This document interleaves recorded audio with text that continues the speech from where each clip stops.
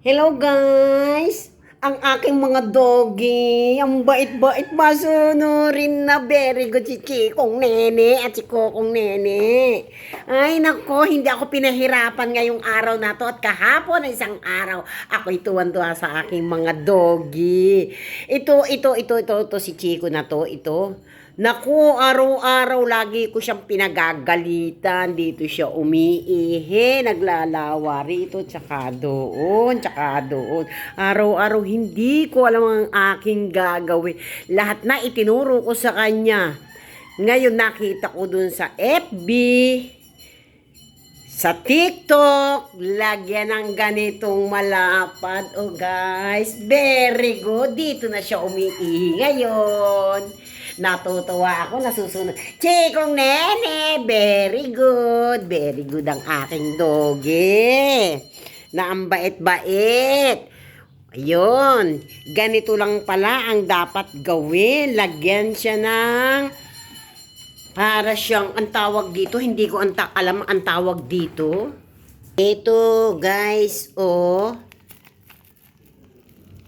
Etong adult care pads ang ginamit ko dun sa aking aso. Ito siyang nilata ko.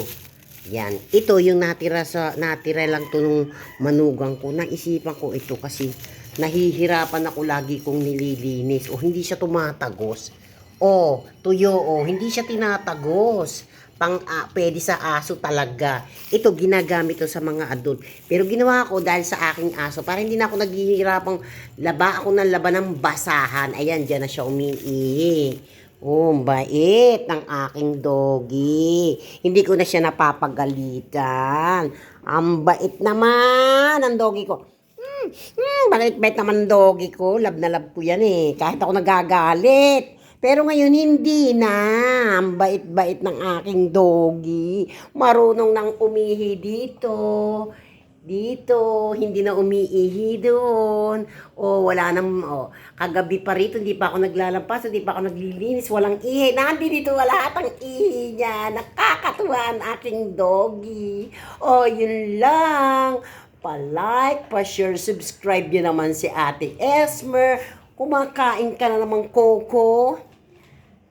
Pa-like, pa-share, subscribe yun sa aking YouTube channel. Yun lang. Bye-bye.